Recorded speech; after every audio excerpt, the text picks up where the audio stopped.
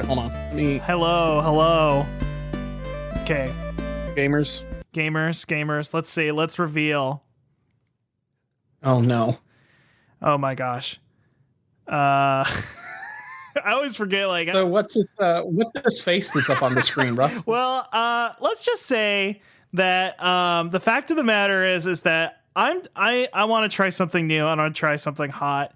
I saw a clip recently where this man, Sean Levy, the director of Free Guy, brought on brought Taika Waititi onto an already hilarious script. Wait. Funny Hitler? Yes, Funny Hitler. He brought Funny Hitler onto a script. No, these aren't stolen sprites. We had these commissioned from a brilliant artist, Bansheenet. But anyway, no, I've been thinking about becoming kind of a riff master. And finally, has everybody seen the clip? You've seen the clip, right? Can we play the clip? Let's see if I can play the clip. Okay, let me see if I can find it. God, I hope Free Guy doesn't do a DMCA on us. Oh no, Free Guy, no. I really wonder. I got an FLA. It'll just get muted in the archive or whatever. Yeah. Okay, everybody, get ready. You're all gonna see Russ Google Free Guy. Very cool. Equals are way better than. Okay, everyone. Yo, my free city everybody pay close attention to the autocomplete suggestions. Taika Waititi takes an already funny script and is ripping on a level that is freaking sublime. What is this, the 70s? Sequels and IP, bro. Sequels are way better than originals. Who's the best martial artist in the whole wide world? Steven Sequel. Antoine's got basically no vocab. Oh, He's no. super uneducated. Like, he'd say something like, yo, I'm no rocket surgeon, you know? I thought you were still learning. Do I look like I'm still in the middle of the desert with nothing on but a hula hoop and a pair of leather moon boots? Oh boy. That's what you wear? Taika is... You're loving this, huh? I literally came to set on days that I wasn't into watch his scenes because what that guy does. So what kind of voice is he supposed to be doing? He's supposed to be doing a funny epic voice, like he's an epic gamer. Is, I think, a bit okay, that makes sense. back to Taika. What's his character? Is he like a developer, the Free Guy? I think that's the thing. Is he's a gamer. He's the gamer in the video game world, and you are. and he's owning all the dumb NPCs. Nothing. Didn't say anything? That's epic. He's doing some epic shit. I like how what I do when I go online and do take out the NPCs on the freaking website. Yeah, well, he is sick. This is the Joker-fied Taika, is I think what we're seeing here. This is the first evil Taika. Has there been an evil Taika before? Definitely not the one where he was Hitler. No, no, of course not. Because that's was he a good? Hold on, was he a good Hitler in that one? Was he like a good Hitler that existed in a boy's mind? I never watched that movie. I just know he was dressed up as Hitler and like doing a bunch of like gags and goofs. No, I don't. I didn't see it either. I don't watch Oscar films. I only watch movies about being an epic badass who just owns. You know. Now, how much do you know about that time that he was like spooning with Rita Ora and like that other lady that was working on his movie? Well, that's why I showed everybody that clip, and I'm talking to you about it now, Alan. I want to become that, and I want to spoon with the sexy ladies, the beautiful bisexuals of Hollywood. So you want to divorce your. You'd like to divorce your pregnant wife or whatever during COVID. Yes. I don't know if she's pregnant or they had a kid or what the deal is, but it was just like he left his wife during COVID while he's working with these sexy ladies. Right, of course. The BBH is the beautiful bisexuals of Hollywood. Yeah. I mean, I get it, I guess. Okay, so, Alan, you're gonna become a riff guy. Yeah. Should I test some out? What should I riff on? Oh, I don't know. What's in the news? Get out the newspaper. Afghanistan withdrawal. Oh boy. The German dollhouse. Is that a thing you can riff on? Hey, it's me. Hey, did you know that a doll is just a freaking lady you play with? Sounds like my sex life. Wait, what? What? Hold on. No, that's not. Taika's good. He's pure. Okay, let me work on my riffs. Okay. Yeah, I don't think he doesn't work that blue. I mean, he has it in his pictures with these sexy bisexuals of Hollywood. Okay. But Give me another one. Let's see what else is going on. Hey, the Olympics, right? I think I deserve a gold medal for freaking being epic. That's not your specificity. Specificity is the soul of epicness, Russ, and I think you got to give me a little bit more than that. Oh God. This is not going to impress any Carrie Mythbusters out there. Oh, I'm not going to impress. And doctor's office. Okay, we got a suggestion from the audience. Come on. Is the thing around your neck supposed to go up my butt, or is it something else? Did that just happen? Here's the thing, Russ. You needed one extra bit of ad lib on there. Oh no! And it was, can you warm it up either way? See, that's the thing. See, I've watched enough soy banter comedies in my life where I know that like there has to be a certain rhythm to it. It has to go just a little bit longer than you want it. That's why I'm asking you. Like, well, I think this was is this Hogcast canon that you at one point were a Hollywood media mogul? Yeah, and I did also watch all of Firefly, so I know a lot about this stuff. So that's why I'm asking you. I'm not an epic riffs person. I'm a journalism major. I'm dry as a damn bone in the damn desert. Wait, could that be something? Could I be like, I'm dry as a damn bone, but I wish I was wet as a damn boner? No. That's it's near something, but it's a little bit too crass. You're getting a little bit towards like Andrew Dice Clay territory with that one. I see. This is what us rubes are. We go blue when. See, when you're supposed to riff and become an epic riffs guy who just takes a perfect script and makes it sublime, you need to be. It can't be blue. It's gotta be clever, and it's gotta clue everybody in. Mm-hmm. There does need to be a palpable, weird sexual undercurrent, though, to make it really. If you want to get that real like weed-esque kind of dialogue, yeah, it's gotta be a little bit like. Or I could go Sorkin-esque and just outwardly disrespect women. But that's two different ways you could do it. You could be epic misogynist or a different kind of epic misogynist, essentially. Yeah, of course. Okay. Yeah. Okay. What's another thing I could do? Let's see what's going on. We got the Delta variant. Delta variant. Is that like getting on the Mile High Club? See, I would have went with like a frat sorority kind of angle with that one. Oh, okay. Well, I'm not, I think I caught that at a frat party one time. I'm not on any college campuses anymore for obvious reasons. So yeah, not for those reasons you're thinking though. No, Russ was trying to hand out things at college campus, and it was a bunch of just links to your fave star. I was trying to get the teens to blow up my fave star. I was getting my Instagram out there too. I was trying to become the next FuckJerry. But it was going to be Piss Russ. And the joke was that I'd be like in every Instagram. Pissing your pants. I'd be doing epic stuff. I'd be eating like chili on top of a skyscraper or like driving a race car, but my pants would always be a little wet. That'd be kind of the joke. Well, now Joe Biden's working with FuckJerry, so I mean, I could have met big man, fucking Biden himself. God, can you imagine? Come on, man! Need to see, like, Sonic what was the Biden FuckJerry pizza thing? Come on, man! Let me see, Biden FuckJerry. I'm trying to find. Here, what was the fucking thing? It was some bullshit where Bloomberg hired FuckJerry for a while, didn't he? Let me see. Biden FuckJerry. God damn it! It was some like vaccination like campaign, right? It was something. It was like some sort of FuckJerry affiliated comic that was trying to get people to get vaccinated, and that's what Biden was. Why can I not find this? God damn it! It doesn't matter. It doesn't matter anymore. It doesn't matter.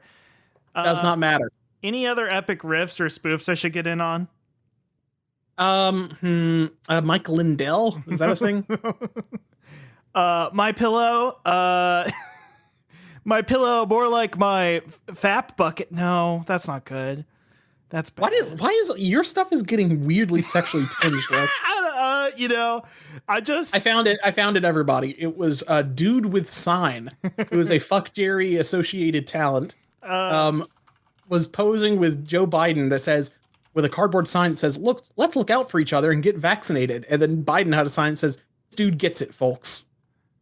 Very epic. Thank you. You know, I'm just imagining, like, you tell your mom, I'm meeting the president.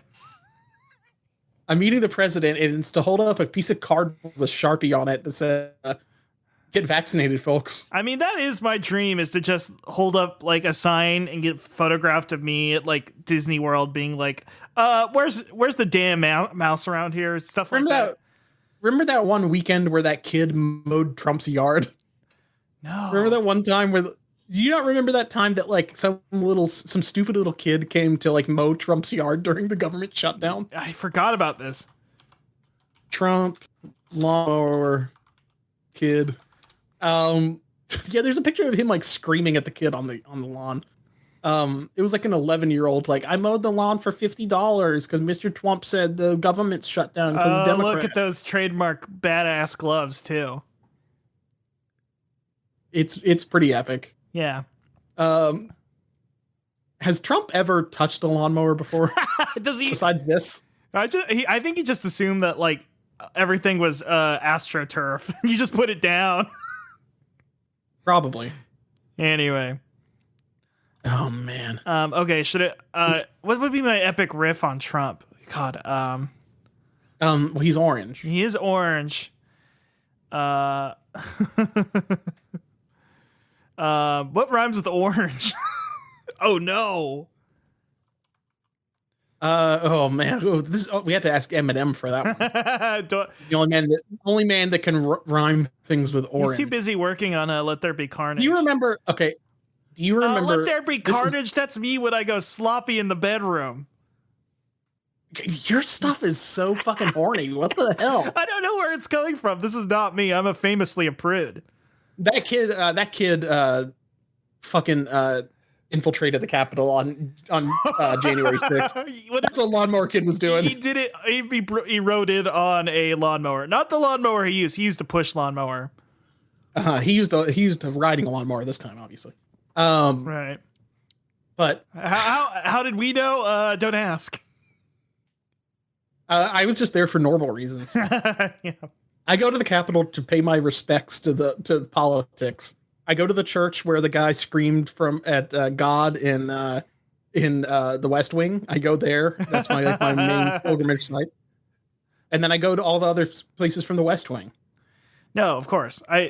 That's got to be that's a thing. People, there's like a tour. I think you could go to DC and like there's like a special like tour company, or like, you know, they have like a West Wing themed tour, right? Right. It's like a ghost tour that you would go to. That women got yelled at. Here's all the places where Aaron Sorkin called women a dumb bimbo. Right. Called a woman with blonde hair Blondie McKnows nothing. Yeah. And this is every spot where Aaron Sorkin's done that, and it's just like it's basically just like a spot painted on the concrete every 5 feet because he's just constantly doing that. The shit rules. It does rule. Great show that definitely helped our politics as a country. Great. It did, and I agree. Definitely didn't ruin how we talk about politics forever. You know what? It didn't ruin. It's Hogcast Speedy Delivery, the #1 independent Sonic Pizza podcast on the planet. I'm your host, Russ Walsh. With me as my co-host, Alan Black. Welcome, Alan. I forgot what I was going to say earlier. Did I ever tell you about my my English teacher in high school that fucking loved Eminem and made us watch a 60 minutes clip about Eminem? Is this the same one who taught you how to make a pizza with a tortilla? No. First of all, that was a pizza with a hamburger bun, and that was in middle school.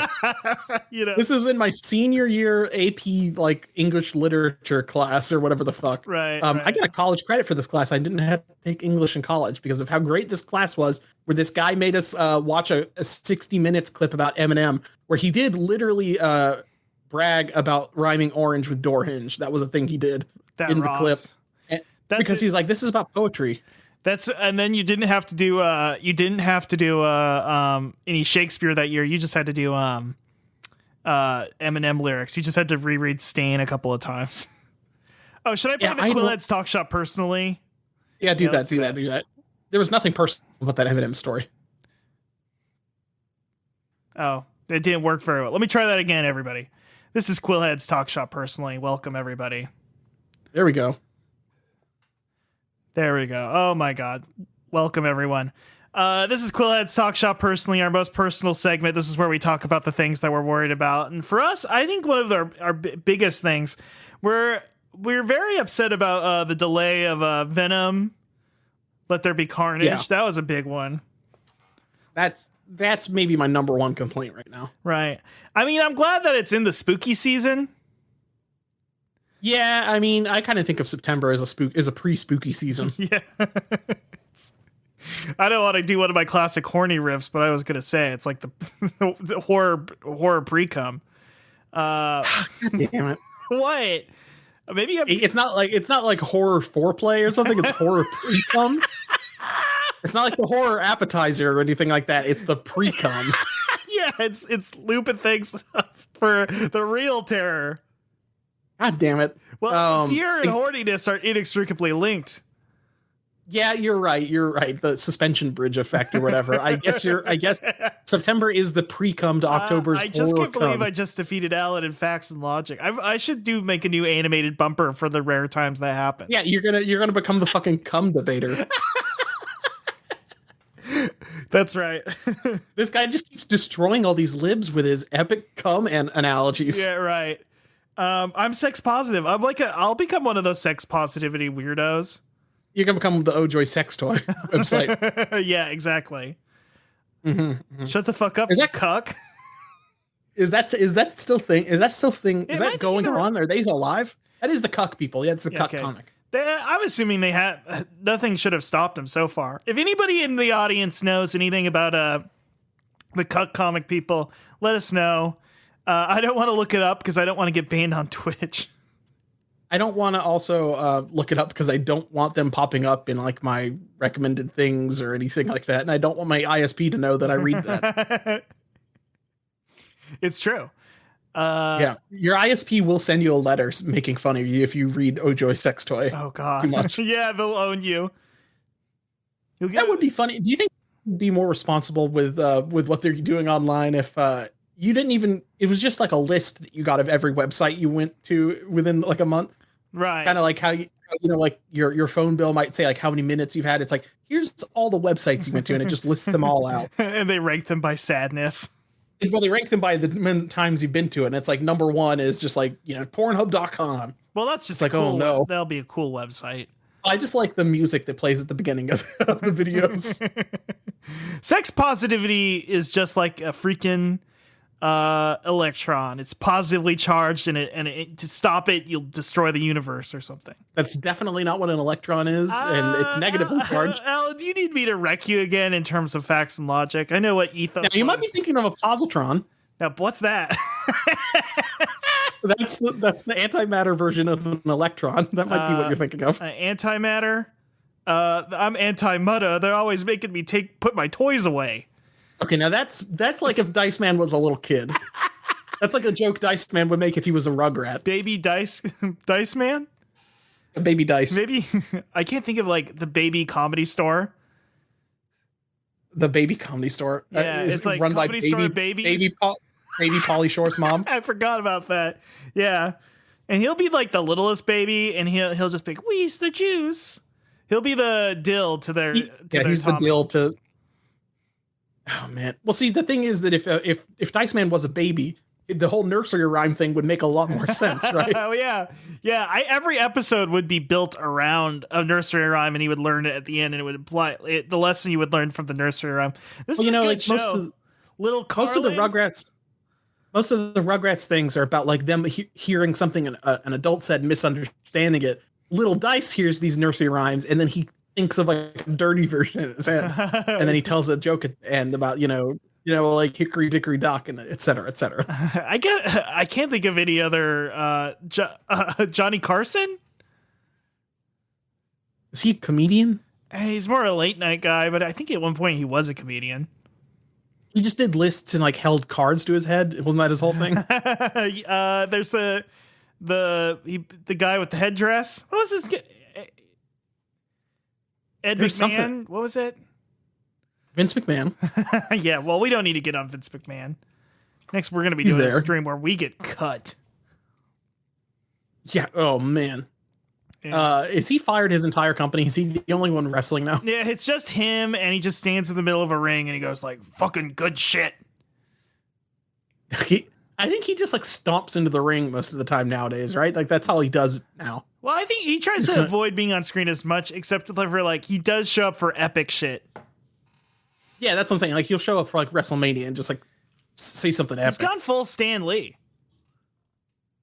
That is the thing. He's just doing cameos now. They should put him in the movies instead of Stan Lee now. They should just have him. They should just be a scene like, in the next Marvel movie where it's just like they, like Iron Man flies by or whatever the fuck. Spider-Man. And then I like Stan Lee, you Spider-Man. Well, no, I just want it to be like somebody zooms by and then like Ed McMahon puts down his paper and he's doing like the face from the meme where he's like surprised. Like, what? What? Yeah, like he just does the meme of like getting progressively more and more excited, that kind of thing. No, of course. Yeah. That would be the ideal. I would like him to. I want more superhero movies to have that scene where like somebody flies through like a guy's apartment and he's like, he's like taking a rip off of his bong and then he like looks at like the hole in the wall and then he looks at the bong again and then he takes another hit or something like that. That's what I want in every movie. I want more scenes that are like the New York scene from the original Spider-Man. Spider-Man, he's one of us. You want the scene where they carry him on the subway or whatever. Yeah. What would it be? I mean, like for Tony Stark, it would be a bunch of Silicon Valley guys. Like, hey, lay off Iron Man. He's one of us. Elon Musk pops up and like he throws like a briefcase of money or something to Tony Stark, or we all might be holograms, but Tony Stark proves that even a hologram can be a hero. Do you think they might like if the Marvel movies flop too bad, they might put Tony Stark back in the movies? Oh yeah, of course, easily. Like he might be a hologram man because he was a hologram man in the comics for a long time. Really? There's a period of time where he was basically dead and kind of lived like a hologram in somebody else's suit. Like Hard Light? Like Hard Light? No, basically like Cortana, if you're familiar with the Halo series. I'm familiar with Cortana. Yeah, well, they made Tony Stark show feet as a hologram. Baba. And, wait, really?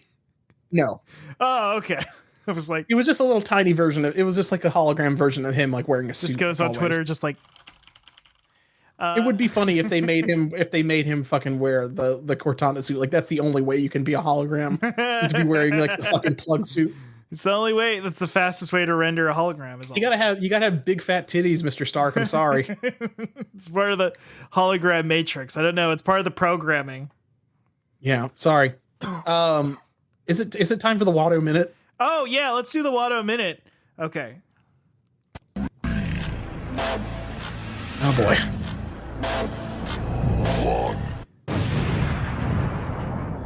Oh, let me see. Let me get this. Oh, fuck. Oh, all in. Give me a second here. I'll show up, all in. I mean, I see the timer. Oh, all in. I forgot to add this Watto image I was going to throw on here months ago. I forgot to do that still, all in. Well, it's got the timer, so just say what you wanted to say. What's going on? All in. Yeah, what's going on? Seen any good movies lately, all in? I watched Evangelion, the new one. Oh, I was supposed to be the new Eva 1.0 in that movie, all in, for the CG. You were going to be the Evangelion? Yeah, you were going to be I was going to be the CG Evangelion, all in. So, was it going to look like you, or are you just doing the body cap, like motion capture? No, it was going to look like me, all in. Oh, all in. Oh, wow. Can you imagine if instead of fucking I gotta go Shinji's mom, it was bye Watto. Well, God damn. Well, I was gonna say, I'm glad we were able to pipe him in. We will never see. Yeah, I'm glad. Let me see. When we saw him in the countdown, we saw him before then. Like yeah, we saw numbers, him for right? a second. Yeah, of course. Yeah. Also, I think it'd be weird if Watto was Shinji's mom. Is what I'm saying. He's already Anakin's dad, so we don't really, Well, that's the thing is, I think there's a lot more in similar between Evangelion fucking Star Wars than you might think. They both, enter the brain space of the human being. They're like primordial myths. I was about to say that Watto is kind of like the Gendo to Anakin's Shinji. He's this distant father figure. You just never even knew he was his dad. I didn't even think about that. Well, that was the Watto. It would be cool if Gendo talked like that too. It would be cool. Domino's goes. This is one of those class. I thought it was Hail Caesars. Oh fuck, you're right. It is Hail Caesars. No, that's the Watto minute bumper again. Here we go. Here's the Hail Caesar bumper. Welcome to Hail Caesar, our hottest segment. Obviously not that hot because Alan forgot what the name of it was. I thought I typed Domino's Goes for almost a decade, and then we start calling it Blaze Praise, and then we start calling it Hail Caesar. Yeah. Most of my life, it's been one thing. Do you think if we had kept the name as Blaze Praise long enough that we would have gotten rid of it just out of anger for Space Jam 2 and LeBron? Yeah, probably. I would have gotten mad at LeBron. Definitely. Oh, by the way, we'll have more to say about Space Jam in the future. Yeah, whenever I get this thing edited. It'll probably come up before this. Yeah, of course. I'm actually eating something from Space Jam? Pizza Hut that I'm eating something from Space. Well, it is shaped like a UFO. It is a wing street container. Oh my gosh. It is it's fucking I went to Pizza Hut and I got, because of our good our colleague, I would like to say. I've never talked to him, but I would love to. Report of the Week, Review Bra, had reviewed the Pizza Hut big dinner box. So I saw that when I was scrolling YouTube earlier today, and I decided to take go ahead and, why not? I live near a Pizza Hut. Go ahead and get some of this shit.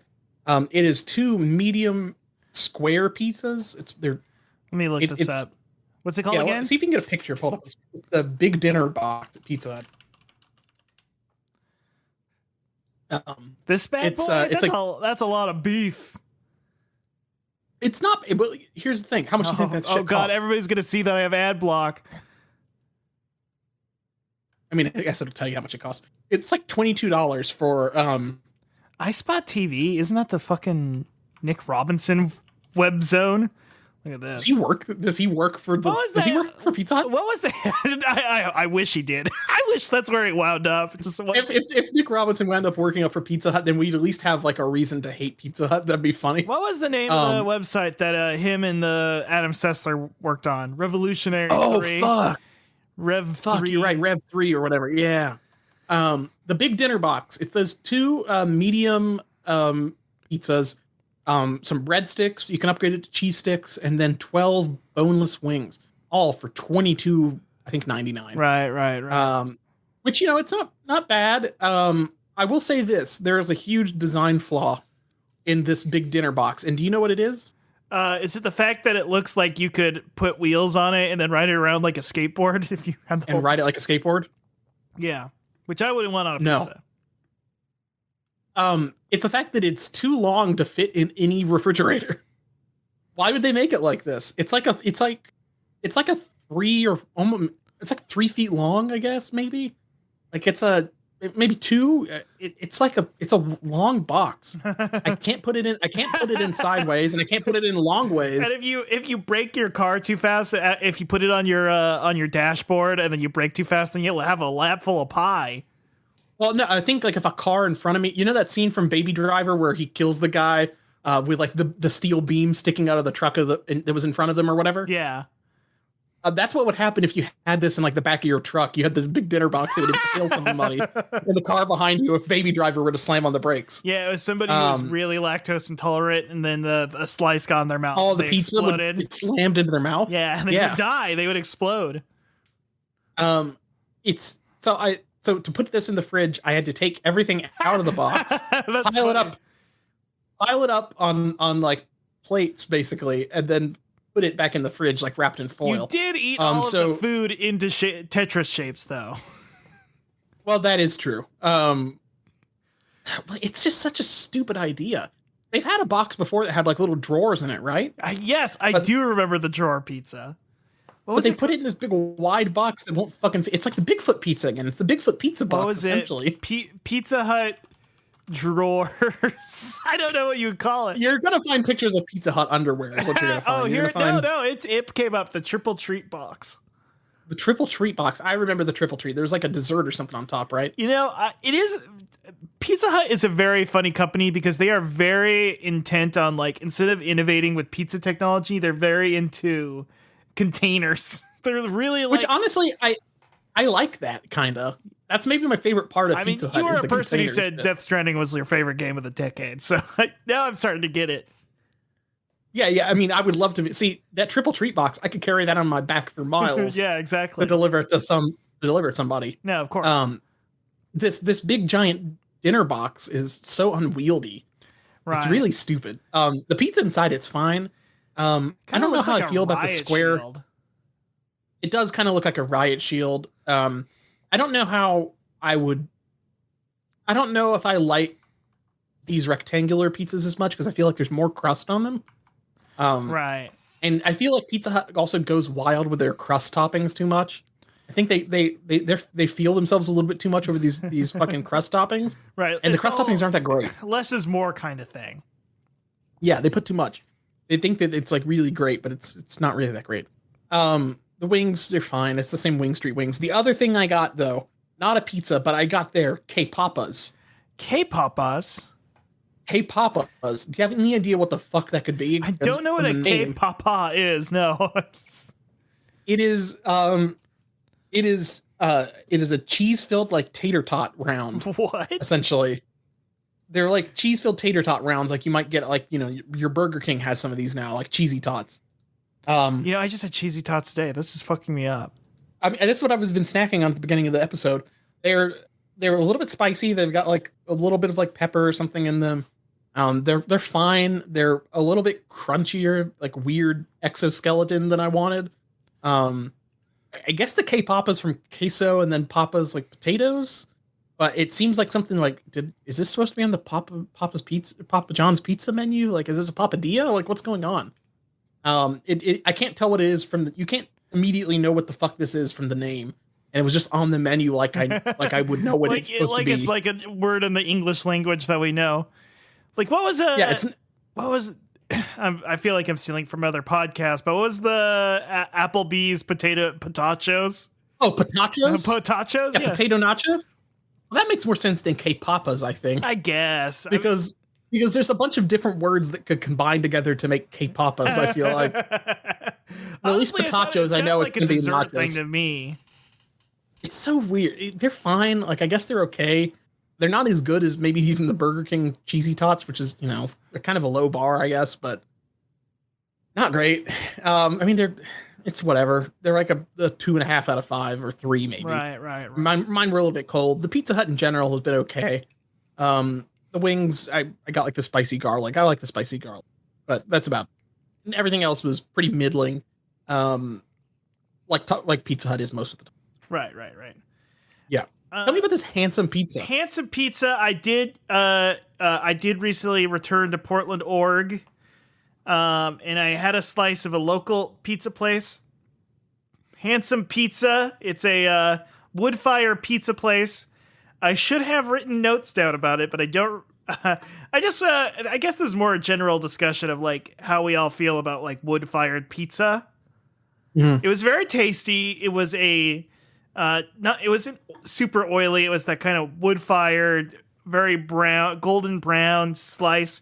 Not a lot of oil to it. You know, it was like a dark woody brown, and you could taste that like kind of wood fire, you know, grit to it. And it was nice and chewy.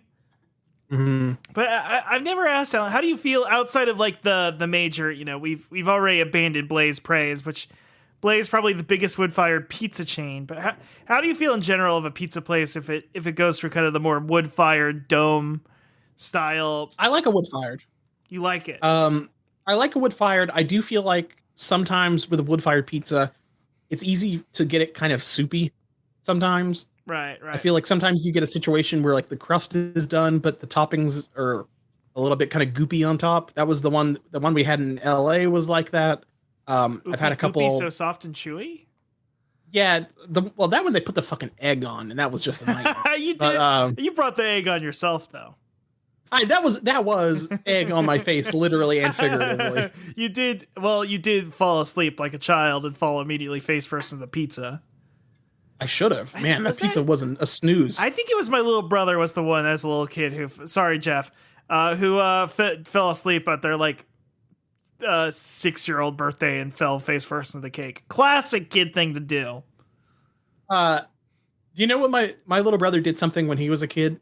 He would, every night before he went to bed, he would have to get a glass of milk and Oreos, and he would fall asleep eating the Oreos, and he would most of the time fall asleep with one of the Oreos like in his hand, like mashed up against his face. That's really funny.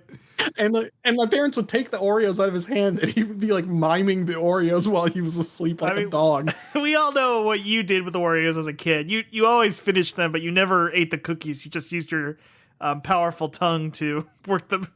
Yeah. That was mainly the thing I would do is I would immediately open a pack of Oreos, and I would just swipe my tongue like a credit card through each one. And little did you know that your powers would one day be used for good. Yeah. Damn. My parents would buy these Oreos. Yeah, my parents would buy these Oreos, and then people think like, what are these supposed to be Thin Mints? What's going on here? Because I just ate all the cream out from between them. No, it's true. But yeah, kids do the darndest things. Am I right? Yeah, kids do all sorts of nutso cuckoo bananas shit. But yeah, it was a very good pizza. 4 out of 5. Yeah. I really enjoyed it. Check them out. I think it's a bakery that has like a pizza oven in the back. So it's got like it's got all your baked goods up front, and then you get that slice of pizza or a whole pie. So wait, is it called Handsome Pizza or Handsome Bakery? Or? It's called like Handsome Pizza combined with like something Star Bakery. Okay. Anyway, I got something crazy. Actually, we went. Remember when we went to that Thai fried chicken place? It was right next door to that. Oh, I walked through the back of that place. Okay. Yeah, you used their toilet. Was it a nice toilet? Yeah, because I found out I found a place where I could have I guess I paid up front, so I could have dined and dashed. I could have escaped Russ if I wanted to. I went to the bathroom of the chicken place, and there's a weird hallway that connected me to the pizza place, and then I walked out through there and then walked back into the chicken place from the street. You did meet a Portland troll who told you that one way led to the bathroom and the other led into the pizza oven where you'd be cooked. Well, there was two Portland trolls, one that told the truth and one that was always lying. Yeah. And I didn't have time to ask them. Join my noise rock band, and the other was like, do you want to join my improv team? Yeah. I didn't have the time to talk to them, so I just randomly picked a hallway. And then they acted passive aggressive to you. Yep. Well, that's most everybody in Portland. And they posted something exactly. Speaking of something kind of passive aggressive, Domino's is trying to lure back customers from a third-party delivery apps with $50 million worth of pizza and fewer fees. This is something I learned about when I was watching when Riverdale came back earlier this week. It's called their surprise freeze. You know how on DoorDash or Grubhub you might get a surprise fee? Well, this is a surprise free. Oh my God. When you place an order with Domino's, you might just get free random bullshit. There's a 1 in 14 chance of winning stuff like a free pizza, boneless chicken, stuffed cheesy bread, pan pizzas, thin crust pizzas, and chocolate lava crunch cake. More than 200,000 items have already been given away. I feel like this is kind of a thing that happens already, though, right? Haven't you occasionally bought a pizza and they like gave you somebody else's pizza too? yeah, where it just accidentally winds up. I feel like that might happen like 1 out of 14 times already. Yeah, it's true. Is the thing. You know what I mean? Because it's like, how many times funny. you order pizza? How many times do you get extra food when you order fast food? I feel like they didn't really change much. They're just like, 1 out of 14 of our customers doesn't pick up their food. So we're just going to sacrifice their order and give it to somebody else. That's funny. And, I didn't even think about that. I think that's probably what happened. That's probably what that wouldn't be surprising. I wonder how much that I think Domino's probably had like record sales this year, but are still feeling like a whole the 18 to 49 demo, like buying from the local pizza place over an app. You know what? I would fucking order from Domino's if they were near me and would deliver. Right. But they don't. there's other places that are closer to me that do deliver, but Domino's does not. So that's their fault. Right. It's your fault, Domino's. Maybe, I'm not eating maybe you have to get your pizza right now. Maybe you could get a weekend job as a delivery person for them, so you could deliver to yourself. That's maybe the only way I could do that. It's kind of like how there's a Jimmy John's like less than a mile or two away from my house, and they're like, man, we're just not going to deliver to you. We deliver to other places that are farther, but we just don't want to go that way. Yeah, exactly. Well, they know how famously you abuse their free smells policy. Yeah, that is the thing. Is whatever a delivery person does go there, I demand to smell them because the smells are free. Yeah. Take the shoes off. The smells are free. It's just you. You're the only person. You're like, you're smelling pretty good. You smell like some of those delicious Jimmy John's sandwiches that we know and love, like the one turkey and avocado. What the fuck? A lot of people get there. I usually get the gargantuan one because I'm a nightmare person. I did like the or I get the Italian Vito. The Vito. Oh yeah, the Vito. Vito. Or the Italian nightclub. I think that's one. Oh yeah.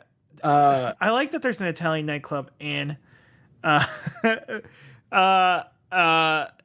Vito, which are like a very funny thing in the world of Sopranos. I'm a Sopranos guy, by the way. Now I forgot. Have I talked about this on the show yet? Yeah, I think so. Oh, okay. Everything Tony Sopranos does is talked about cool the Sopranos. or good. Everything Tony Sopranos does is cool and good, and I unironically like it and think he's a good guy. And if he does something bad, we all wish we could have panic attacks like him. Well, he has panic attacks about his freaking family because he loves them so much. That's just the power of respect. An Italian familia. Yeah, it's kind of like Hunter x Hunter, that you become more powerful if you put more limitations on yourself. Exactly. That's his fucking jujitsu technique. Yeah, exactly. It's his infinite domain. Dude, has anybody ever made a good JoJo's Bizarre Adventure Tony Soprano? There's a lot of little short Tony Soprano guys in JoJo's. I feel like you could just like reskin one of those guys. Oh man, I mean, yeah, part 5. There was not a good Tony Soprano in part 5. There's probably one in jail. There's probably one in part 6 that I'm forgetting Tony about. Soprano is a gang star, if you ask me. That is true. Is there a picture of him doing the Giorno pose with like him pulling his shirt open? See, his bowling shirt open? This is where I sit here and I go like, God, wish I had fucking money because I'd be commissioning this shit every fucking day if I could afford it. You'd be a Tony Soprano themed version of the Wonder Bread guy, where you're just like asking people to like draw characters as Tony Soprano. That's true. Oh, that is true. The closest I think might be the big guy, Polpo. Oh, Polpo. He's kind of a Tony Soprano. Well, Polpo's a damn fool. I think Tony is probably on the same level of at least a Bruno. Maybe. But maybe evil wise. Would he have a duck themed stand? Maybe. Yeah, it would be like Freebird or something. It'd be Rubber Ducky. It'd be the Little Richard song. It'd be Freebird, and his stand powers, he would draw you into the world of his dreams. And it would piss you off. You'd be like, less yak and more whack. Yeah. My stand power is the ability to expose the inner turmoil of the American Empire through the lens of organized crime. Anything I describe to my therapist has to happen in reality. It's true. Or something stupid like that. God damn it. I've got something, speaking of, I guess, Florida, JoJo's Part 6, Cape Canaveral, Florida. Northrop Grumman's latest space delivery includes pizza for 7. The Cygnus cargo ship rocketed away from Virginia's eastern shore. Wait, Virginia, but Cape Canaveral, whatever. I don't know why'd they say it was Cape Canaveral then. The 82,000-pound shipment includes fresh apples, tomatoes, and kiwi, along with a pizza kit and a cheese smorgasbord for the 7 astronauts. Blah, blah, blah. A bunch of stuff for a 3D printer, some slime mold called Blob. Yeah. An infrared detecting device for satellites. They're not telling me anything more about the pizza, unfortunately. Do you think it's going to have some lame shit on it? Like it's going to have a Kalamata olive or something? Well, so here's my thing about the pizza. It have ovens up in space, right? Right. So it's got to be like some sort of weird microwave they put this in, I'm guessing. And also, so I know another thing with, they used to be really big about this. I don't know if it's much of a problem now. Is that eating like bread in space is bad because there's crumbs, and the crumbs can be like floating around, and like it could just like hit you in the eye randomly, like 10 days later. Right. Because the crumbs are just like, suspended in the air. So I bet it's a shitty like tortilla pizza. I bet it's a biotechnology pizza. God damn it. Maybe it's just a gel. I think it's a biotechnology pizza. I think it's like a hamburger bun they poured like tomato sauce on. Wait, you think and it's just your middle school teacher again? I mean, it is basically that, because it's just like, it has to be like a shitty like lump of a pizza that you can put in a microwave, right? Like, yeah. So it's, well, I got a comment here. Somebody in the chat, BansheeNet, says, yeah, it's BansheeNet, right? Yeah, thank you. It would probably suck to be lactose intolerant in space. I agree, because if you've watched the Star Wars film, I think like 90% of their calorie comes from weird colored milks. Yeah, that's all they drink is like special milks and stuff. They drink, it's basically Soylent, essentially. Yeah. Hey, Alan. Soylent that you can suck out of an animal. Actually, Alan, this is a good point. Have you ever had any of like the Meiji fruit flavored milks? No, not the Meiji ones or anything. I've had like strawberry milk and stuff. Dude, I love the Meiji melon milk. That shit's tight. I had a lot of melon flavored stuff when I was in Japan, but like I don't like, melon milk sounds a little bit weird. It's good. It's fucked up, but it is good. I really miss the variety that you could get from some Japanese vending machines. Because I feel like sometimes you would see just like some weird sodas in those that like, but I feel like all the vending machines here are more or less the same. It's like a Coke machine or a Pepsi machine. Right. Melon milk. Huh. Yeah, it was good. That shit rocks. So they should send some of that up to space, probably. Yeah, I mean, why not? I think maybe being lactose intolerant in space might be better because, you know how astronauts poop into like a vacuum essentially. Yeah. Like they like to have a little vacuum like attachment that connects to their butt, or like the seat has like vacuum pulling it on. If you were like constipated, that might help you. So if you were like really constipated from like eating too much cheese from this cheese smorgasbord they're sending up to space, maybe the vacuum would suck all your poop out. Right. You could stick your butt in the airlock. Yeah, well, so that's the other thing is that all the poop from the astronauts, the poop and pee gets sent. Well, the pee gets recycled in the water, but I think the poop just gets like, basically, it does just get like vacuum, like flash frozen and like shot out in space in little bags, something like that. Cars from JoJo style, just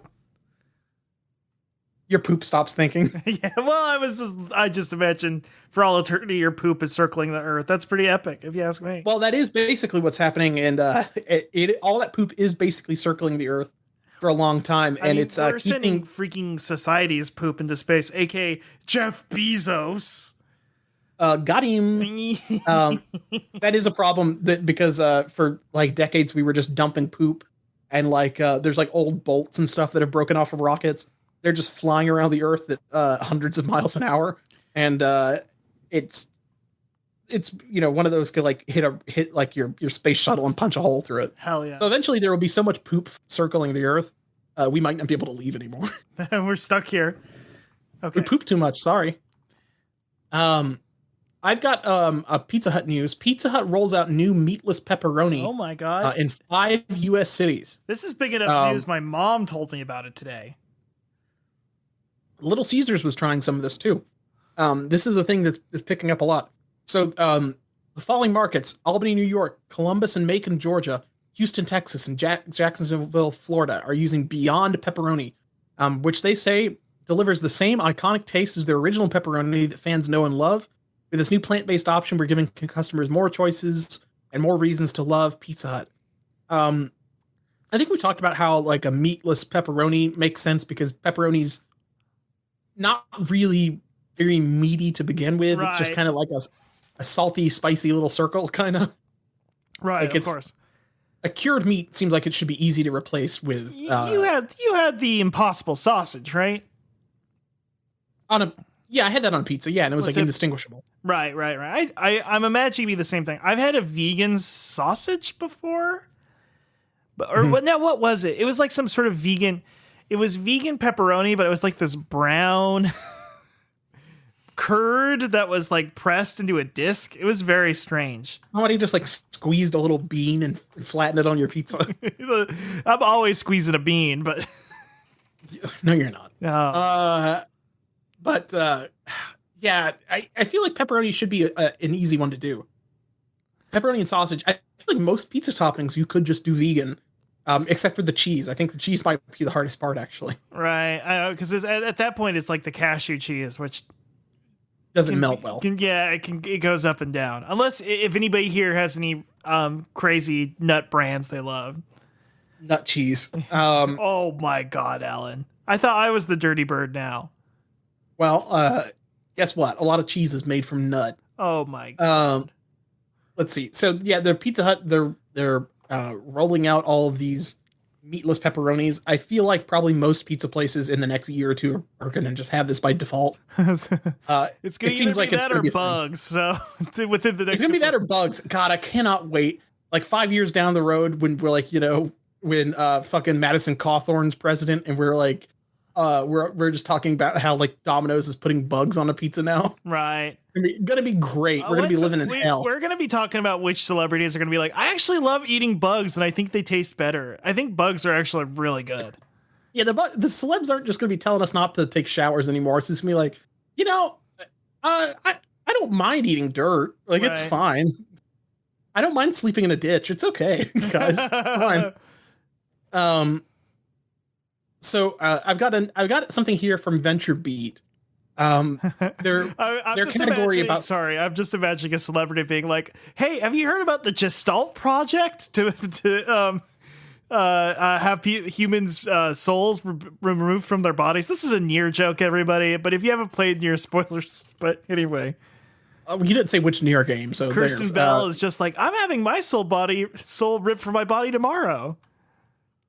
Yeah, I mean, that would not surprise me. That's something it'll probably be like, you know what? I bet within our lifetime, like Kanye or somebody's going to be like making like an AI copy of themselves. Hell yeah. So that they can't die. Download basically. it like Bonsai Buddy. It will not work well. It's going to be bad. It's not going to actually work because it's going to be using like Neuralink or whatever Elon Musk bullshit that he comes up with. Right. But somebody will, he'd probably be Elon Musk. He's probably going to make like a shitty AI version of himself so he can be fucking Cortana. What was that one Flash game that was like Virtual Buddy? Do you remember Virtual Buddy? No. What was that again? Bonsai Buddy? No. It was the little blob guy that you would torture. You'd put him in the anime girl laser machine. Right. Kinda. I do not know about Virtual Buddy. Let me see this. You never played with this guy? Let me see this guy. He looks like the MSN guy. Hold on. He does. He really does. Let me see this guy. I've seen that guy. Yeah. He looks like the little MSN guy. What do? You pull his arms off or something? Yeah, you like yank on him and you poke him and stuff. What if you could do that with just like a virtual Elon Musk? He's just like, please. Now, I would like to basically have Elon Musk trapped in a I have no mouth and I must scream situation where he's trapped in the serververse forever. This does feel like a Philip K. Dick novel of just being like trapped as a virtual buddy for the rest of eternity. Maybe this is kind of like dude. What if that's what virtual buddy already was? Oh my God. Oh. Yeah, he's like a Perky Pat except reverse, and that we're just torturing this guy. Oh my God. Yeah. Real Valis saturation or whatever. Yeah. Speaking of which, how Pizza Hut aims to turn weather forecasts into sales. This is from VentureBeat's AI vertical, The Machine. This is an interview here about, here we go. What are some recent challenges in analytics that Tristan Burns, what is this guy? Their head of global analytics, the Pizza Hut analytics division. We're in the early stages of an AI journey, and part of our machine learning program is to ingest customer behavior and a little bit about who customers are and where in the world they are and what the weather might be at their location, and then surface relevant product recommendations during their experience. We're still in the early days in that process, and we're building in in-house capabilities to own it, and with the hope that we can do a better job, more specific outcomes. So Pizza Hut is developing, I guess this is probably something all companies do, but they're developing AI to give me better recommendations on what pizza I should eat, based on things about like where I live, what time of day it is, what the weather's like, that sort of thing. In fact, you have a Sonic the Hedgehog pizza podcast. The fact that I watched the fucking review bra earlier today, that kind of thing. What's the we were talking about this earlier. Totally spaced it. Anyway, what websites you go to, including the what websites you go to. Yeah, basically, so they know that you go to Pornhub. If you go to Pornhub, they're going to recommend something a lot sadder than like. They're like, you watched stepsister porn. That means you want the cheese pizza. Yeah. That basically that kind of thing. It's like people. I found out that most people that watch MILF porn like to order the cheese sticks. So I'm going to recommend the cheese sticks. A lot of extra cheese, a lot of milky products. That's the MILF porn. That is basically what's funny is that, this is an article about Pizza Hut talking about doing this. Most companies do some form of this already. Right. And they're just like looking at they're selling your user data so they can fucking recommend you the right pizza that they think you might have like 5%. Scan is tracking you, brother. It's all a scan, man. It's all following you. Well, it's funny that they put that much effort into something as stupid as recommendations that I feel like don't really work that well. Right. I feel like just the thought of like, I want Pizza Hut is powerful than like what specific item. You know what I mean? Right. Like, it's like, I don't know. Like, I don't know if like you can like, it's very weird to me. I don't know. Like to think we are weird though. You're going to recommend specific items on specific days and stuff. We're creatures of novelty. We're going to buy the stupid new thing. Maybe that is it. Maybe somebody's like, I'm scared to try Pizza Hut. What will be good at Pizza Hut? I need to know. What will Pizza Hut do to me? I don't know what kind of pie to get from Pizza Hut. They want some reassuring knowledge from Pizza Hut in the form of an advertisement. Now, maybe that is why I saw the review bra video, is that the algorithm put that in my face because it knew I would buy it if I saw it. It's true. That is probably what happened. Maybe the Pizza Hut AI is already working on me. Oh my God. 3 steps ahead. I just like the idea that, we have these fucking, MGS2 style fucking AIs that are just like, controlling the information you see, but it's just stupid ads to buy pizza. Like GW stands for like, I'm gonna buy pizza anyway. Like I eat pizza a certain, like I had to eat it for the podcast. I order pizza like every 2 weeks. Like, I'm gonna eat a pizza. Stop it. Right. It's really stupid. Hal's just like, oh my God, there's 6 AIs, Colonel Sanders, RM, Ronald McDonald, the Taco Bell dog, TBD, they've been dead for 100 years. I mean, the Taco Bell dog has been dead for like 100 years. They have been dead for a while. Listen, you get what I mean. That dog's been dead for a long time. God damn. I mean, it is really funny to think about maybe that's why Don Cheadle was so fucking mad in Space Jam, because he's the algorithm that has to be suggesting stuff to people. It's true. I'd be pissed too. Yeah, I mean, it sucks, especially if you became the pizza algae rhythm pizza edition, and just if I was the pizza algorithm and I couldn't eat the pizza, but I had to recommend pizza to everybody, I'd probably do a Space Jam. You'd be like, oh, banana peppers, maybe a little bit of natural red pepper. Hey, maybe put some hot sauce on it. And they're just like, no, I'll keep the pepperoni. God, just spits in your fucking face. When Pete the Pizza Maker snaps. Oh my God. He's going to start giving out like crazy recommendations to people. Right. Just like poison. Put rat poison on it. Put rat poison on it. Well, Pete's always treated me good before. I mean, it's just, I feel like we can't trust these pizza recommendation algorithms. And I was kind of mad that Pizza Hut didn't have as in detail of a tracking system, but now I'm glad they don't, because now that I know that they have this AI, I don't want them to like know when I'm like opening my door of my house to get the pizza. You know what I mean? Yeah. Your ring doorknob just opens up your lock. The pizza. Yeah, my smart lock it unlocks and the delivery person just comes into my house wearing a mask. And it's Pepper the robot and they have a gun in there. You're just like, God damn it. I thought about, you know what? I wonder if nowadays, so I wonder if nowadays, now that like Pepper's discontinued, if I could buy like an old like used Pepper. I mean, you talk about this like somebody who's like, I think I might buy a Mercedes finally. Might buy a BMW. How much do you think Pepper the robot costs? Should we just do the eBay thing? Let's see. I think it's like probably like $10,000. eBay. We're going to At eBay, most. which is obviously the number one place you're going to find a Pepper the Robot. Pepper the robot. Because I would like to get a Pepper the robot and give it a gun. I really like that Google keeps. Should have done a. I'd like to give Pepper the robot a gun and have it kill other robots. You want to go full Chappie? Well, I wanted to go full Blade Runner essentially. Oh, okay. You go Blade Runner, I go Chappie. That's kind of just where we.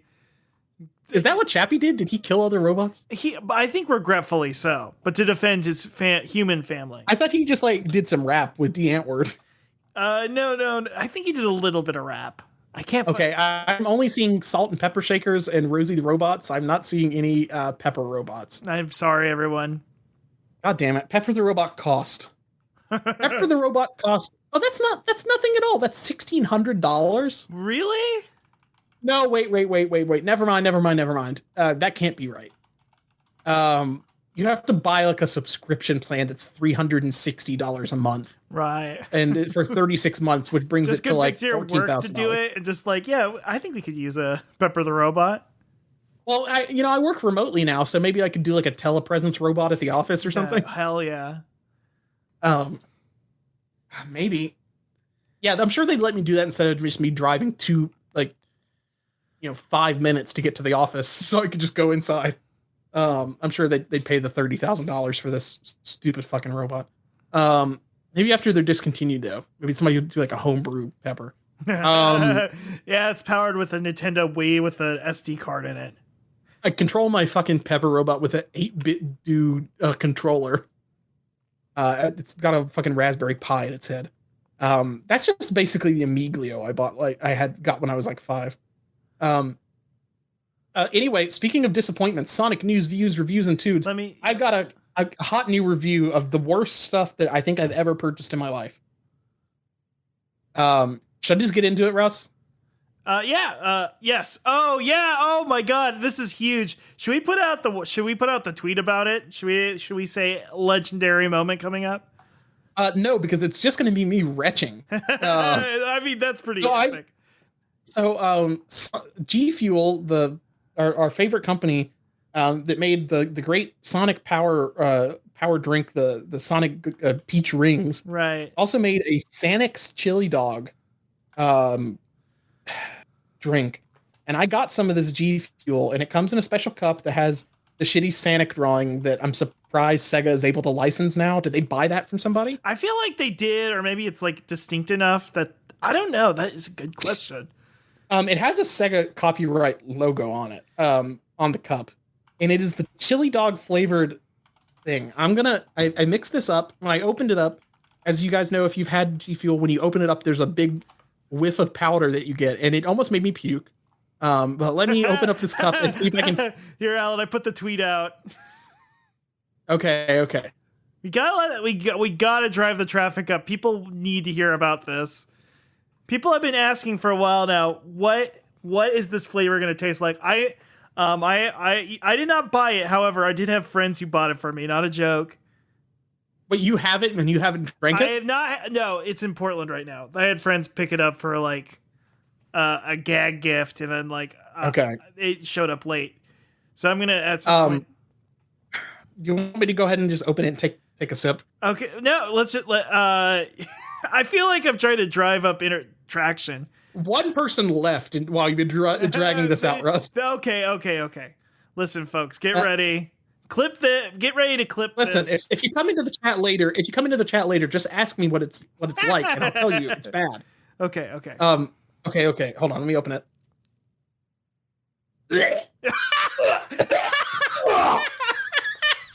Oh my God!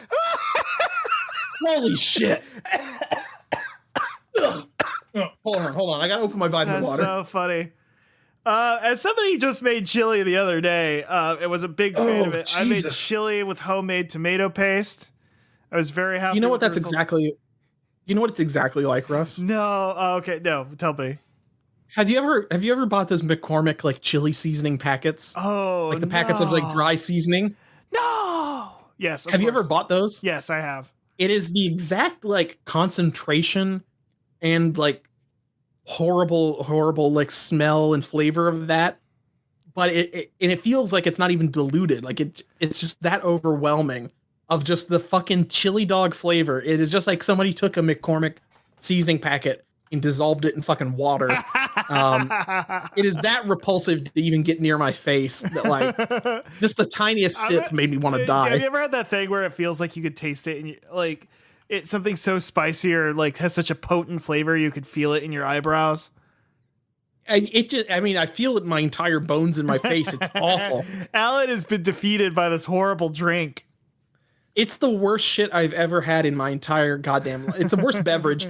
Like it's the worst normal beverage. Like maybe like a glass of apple juice I left on the counter when I was a kid that got filled with ants. That might have been worse than this. But actually that was just apple juice at the end of the day. And yeah, that wasn't as bad as this. Oh, that's so rancid, dude. We got a question from the chat. Friend of the show, JewBear720 asks, what would you think if you like made a batch of tea, like a batch with hot water, like hot water, and then poured it in with the hot chili dog? That would be worse. Maybe if you boiled your hot dogs in the G Fuel chili dog juice, that might be okay. Akasaka Spicy in the chat asks, what if you cooked with it? Here's the thing. I feel like you could maybe use this as McCormick seasoning to like chili. Like you could pour this in, you could make energy beans. That rocks. I think you could like pour this in with some beans and like make yourself like a G Fuel chili, I think, if you wanted to. That's so because funny. This is literally, I mean, the package said, no, this really tastes like chili dogs. And they're right. It does really. You could do a dry rub, I think, Jules. I think you could do a dry rub probably if you just want to make it taste like McCormick chili seasoning. Just like you're tired at work. It's been a long, hard day. You're just so tired and depressed. My slow cooker full of G Fuel. Yeah. And you're like, boss, I'm going to have lunch now. I'm going to have myself a big bowl of chili. And dude, that would rock so hard. You get a little shaker cup. You get a can of like kidney beans.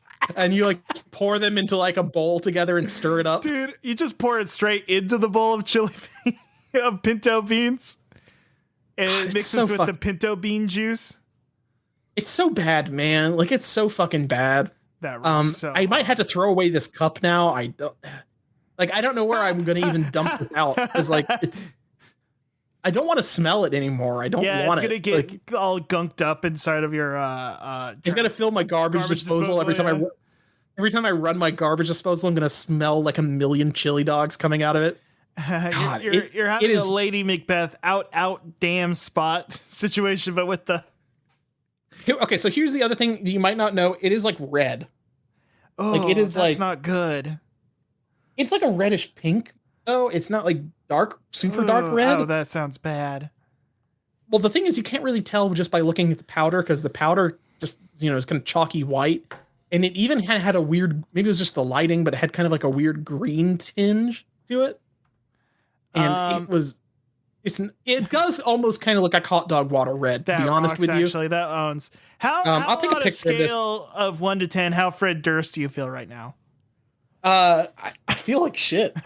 You do you feel like you want to break stuff?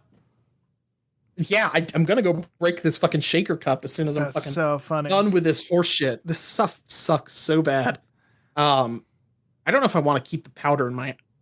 I've got like some like ant hills in the backyard. Maybe if I like sprinkle the powder, you could kill the ants. Yeah, you could get. Yeah, maybe. It's just so bad. Like it. Why would they make it? It is, everything is fucked and everybody sucks. I hate this. This is the worst thing that's ever happened to me. It sounds like you're going to start a music festival that will eventually lead to January 6th.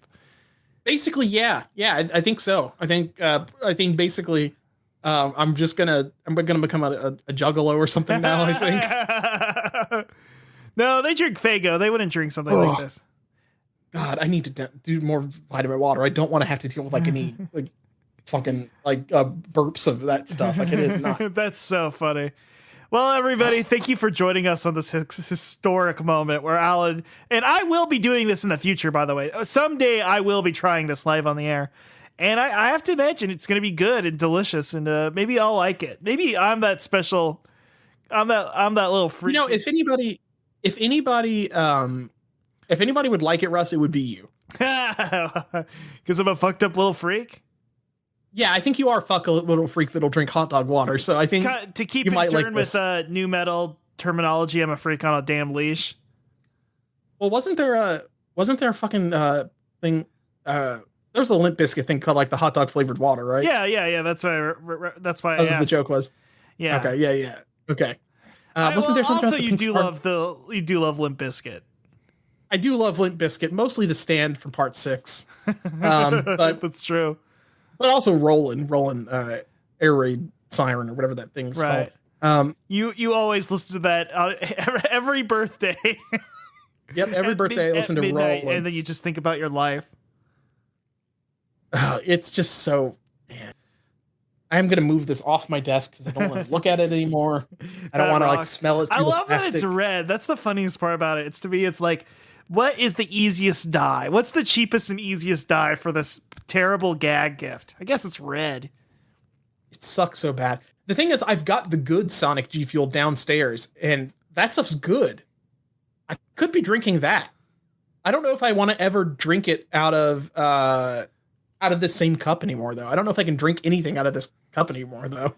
Scott Max I don't know if I'll ever get us how we feel about like Limp Bizkit in general. I want to say I do like Limp Bizkit. I'm a new metal defender kinda. I don't think I've listened to any of it, but I respect. I was more of a Linkin Park kid. Yeah, I was definitely I was 100% in the Linkin Park. Totally missed Limp Bizkit by like a year or two, I feel. Well, I mean, that all happened whenever like I just listened to the same music my parents did, basically. Right. And so they never really listened to much Limp Bizkit. Right. I like the Korn music video. I like the Freak on a Leash music video. That's all I could tell you about them. It's pretty good. I like when Tortilla Face was in Korn. Remember that? Do you imagine that in a different life at a different time, if the Sonic movie got announced back in 2002, that it would have Rollin as one of its tracks? Probably. Which serves as a convenient. Well, I mean, ideally, it would have had like a Michael Jackson song in the music. Right? Well, I mean, it wouldn't be so convenient now. It wouldn't be so good. No, but but I mean, it would be better musically at least. Do you take that back? Speaking of good things, not bad things like the awful chili dog. Good things. Idris Elba is Knuckles now. Idris Elba is Knuckles. Everyone is here. Yeah. Idris Elba is Knuckles. Here, let me get the tweet up. It was just a tweet of him posting like Knuckles, like a picture of Knuckles and saying knock knock. Right? I forgot that it was knock knock. That is a pretty pimp. That is good. That's a pretty good. Pimp move. Like, do you think we're gonna get an Unknown for Me cover or something in this movie? I think it was Podcast The Ride was talking about this recently, but like a really good feeling and a feeling that like makes you more confident about the movie is that if a famous celebrity or star does not give a shit about the role that they're in or like kind of half understands it. And it is such a perfect move to be like Knuckles the Hedgehog. Well, he's got Knuckles, so he'd knock on a door. Pretty funny. You know, he could have been like, I must find the Master Emerald, but that would have been too much. You know what I mean? Yeah, he could have done all of Pumpkin Hill rap or something. Yeah, he could have straight up been like, I'm going to find the Emerald, and, you know. Something and just got to creep down in Pumpkin Hill. I'm going to find the lost piece. Maybe I know that it's here. A lot of like heart and a lot of joy in this character. I don't know. So here's my thing. Do you think we will get a Rouge the Bat? I agree with whoever said it's going to be a post-credits thing when a big titty Rouge will show up. A big titty Rouge the Bat flies by. Who should be playing? It is. Yeah, that's what I'm saying. Bancy, I think it is. I'm assuming. The knock knock it's Knuckles is from Unknown for Me. But I feel like the fandom thing is everybody just says knock knock, it's Knuckles, right? I think that became its own separate meme at some point. But it is, I would like to think that there is an Unknown for Me in the movie, or that somebody at least made Idris Elba listen to Unknown for Me. I would like to think of just Idris Elba sitting there listening to the Knuckles rap. He might be one of those guys who gets so deep into the character. You know, people are talking about his McCavity. I felt like he was McCavity to me. Yeah. You know what? Who I didn't even fucking see. I never saw what Ken Penders' take on this is. Really? Here, Does he have a take? Is he allowed to have takes on Sonic anymore? Ken Pender, maybe legally he can't. I think he's not. He's just, oh man. Ken Penders, do you have anything? I do. Okay, I will say this though. Ken Penders, August 13th, tweeted, "Free Guy movie is better than it has any right to be, thanks to Ryan Reynolds and Jodie Comer. Despite missed opportunities by the writer and director, there were a couple curveballs in the story that should have been further explored, but weren't." He wanted more Taika. Yeah, he wanted more dating. He wanted Taika Waititi to get like a girlfriend who was like 18 years old, just like had her 18-year-old birthday 2 weeks ago. So he's not saying anything about, he hasn't said anything about this. He is still talking about, as I'm working on the Laura Sue Chronicles, it occurs to me what the main plotline needs. What main plotline needs resolution that would have happened had I stayed in the book? The battle for Mobius between the forces of Cyberdark Colony and the forces of Robo Robotnik. This will be in book 5. Let's go. In book 5 of the Laura Sue Chronicles, we'll have Cyberdark versus Robo Robotnik. Somebody read that and lost their mind. We're never gonna see any of the Laura Sue stuff. I don't think it'll ever be finished. He's bilking somebody, but we're not sure who. Somebody is losing money on this guy, but we don't know who or how. Does he have a Patreon? I don't know. I don't think on May 1st, he said that there was a limited edition Laura Sue signed and numbered print of the Laura Sue Chronicles beginnings, but it's not, you can PayPal him, kenpenders@yahoo.com, I guess, if you want. Where do you buy it? Where can I read this? Why was it so hard to put up a comic, Ken? I mean, listen, every 19-year-old with a drawing tablet in 2006 was able to do it. You can too, Penders. Well, that's the thing, is that it's like, I'm not even bothered like that it's taking us so long to make it. Take as long as you want. But why is your means of distribution PayPaling you so you can get a piece of paper in the mail? Like, what are you talking about? Sell it on fucking Gumtree or something. I don't know. Like, what are you doing? Like, come on. There's too many. Sell a PDF of this shit. Ken Penders stuff is going to get buried underneath all the fucking. What is it called again? He's going to get buried under all of the 3D printing guides, all the 3D printing CAD files you can download there. Yeah, it's going to be that. It's the only thing you get anymore where you like pay somebody to mail you a paper guide is like if you're buying like a 3D printing guide to like make a gun or something. Like, hell yeah. Like nobody does everything else. You just fucking download online. Like, what are you talking about? Buy that Ken? shit with Bitcoin. Fuck yeah, dude. You have to. Yeah, you gotta fucking buy this illegal Laura Sue thing with Bitcoin. he would be a guy who's into Bitcoin though. He's like, oh, crypto.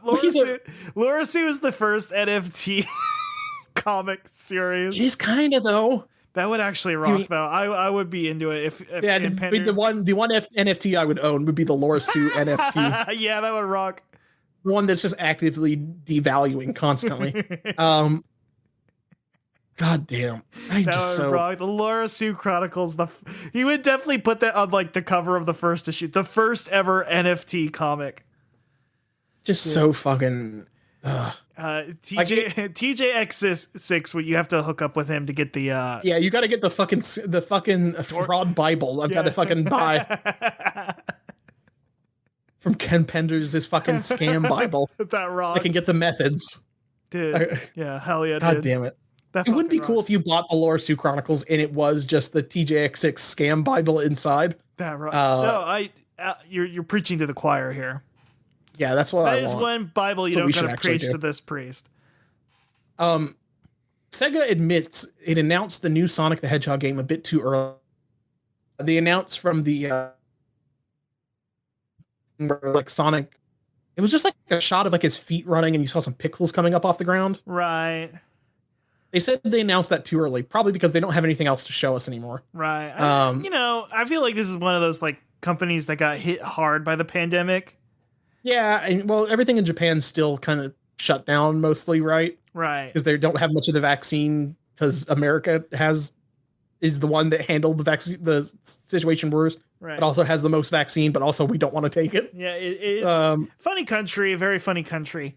Very funny country. It's cool that we're in charge of everything in the world, and that they're all dying with us. Yeah. You're stuck great. with us. Good job. We love Empire. We haven't announced a brand new action game for Sonic series since Sonic Forces, and that has caused fans to worry, said Iizuka in his interview, Sonic team lead Takashi Iizuka. While it's a bit premature, I wanted to take the occasion of the 30th anniversary to announce that a brand new title is in development.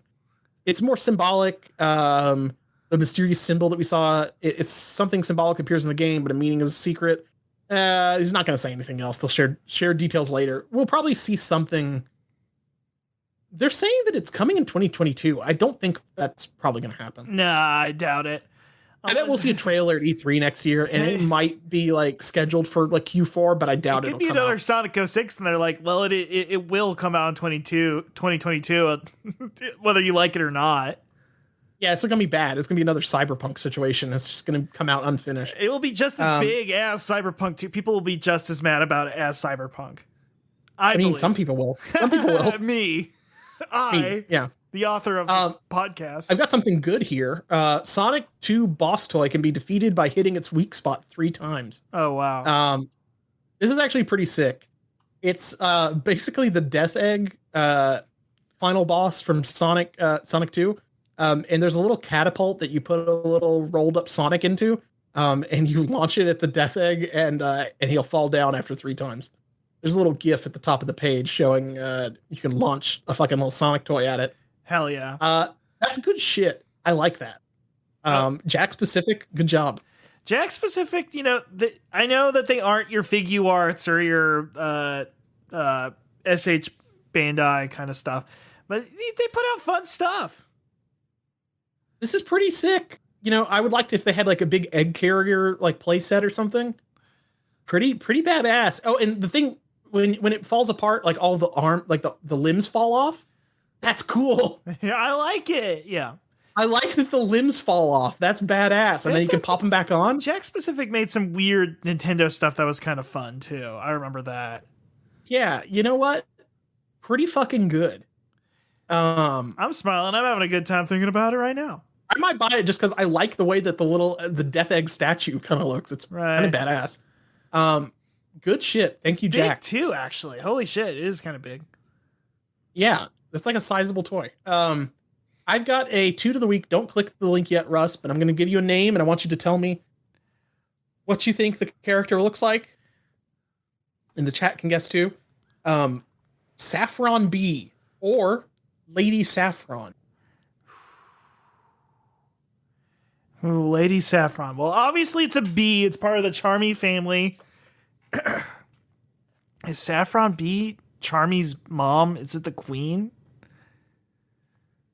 Well, that's the thing, right? Everybody in the hive's got to be related somehow to Charmy. Oh, that's true. Right? Well, Charmy's the prince of the bees. I know this much. His best friend died from taking some sort of psycho... Yellow beet from eating poison chili dogs, I should warn you. Well, not even poisoned. It was drug-addled. Drugged. With hallucinogens, which made him hallucinate to death. I've talked before about making like a mushroom-infused G Fuel in the past. I think if I took the chili dog mushroom G Fuel, I think it would be like the worst trip imaginable. Right. You would be like unstuck in time. You would think you would meet God and he would be mad at you.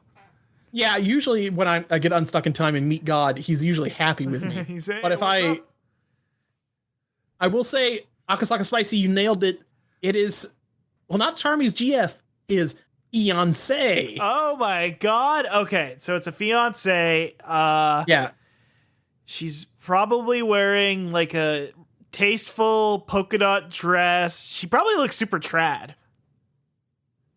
You're not that far off. Click the thing, Russ. Click the link and pull up a little picture I shall click the thing. of Saffron B here. It's kind of hard to tell from the very first picture on this What the fuck page. is that? What am I looking at? I'm What are you zooming in. looking at? What the fuck is this? What the fuck are you? What's so confusing about this? I don't. You lost me. Saffron B. You're gonna have to sell her on me. She's wearing like a pink dress with like weird UGG boots. Is that not cool? She's got like here's the thing. She's got like 5 different outfits in the other pictures on this fucking page, so I don't think she really has that many outfits. She's just like a girl bee with like a little fluffy thing in the front hair of her hair. And she's wearing like a pink dress, and she has, it kind of looks like a brown coat or something with like fluffy sleeves and then like a pink skirt. The outfit's kind of weird. Yeah, I don't. Let me see. It is. Okay, it looks more like in that older. So her other picture, like there's a scroll down a little bit further. That one right there on the right. This one. I'm watching the stream. Yeah, it looks like she has like a bomber jacket on above like a pink dress or something, maybe. Jubear720 says that it looks like they couldn't decide on one singular costume when they put. Well, here's what the wiki says. You did get Turbo Tails. Saffron's design has been highly inconsistent, and her first appearance. Turbo Tails.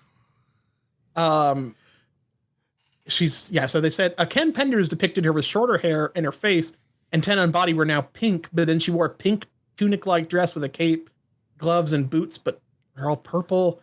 And then artist John Gray tried to solidify it with blonde hair lifted into a curled bang, blue eyes, brown bomber jacket with yellow cuffs, short pink dress. Yeah, maybe.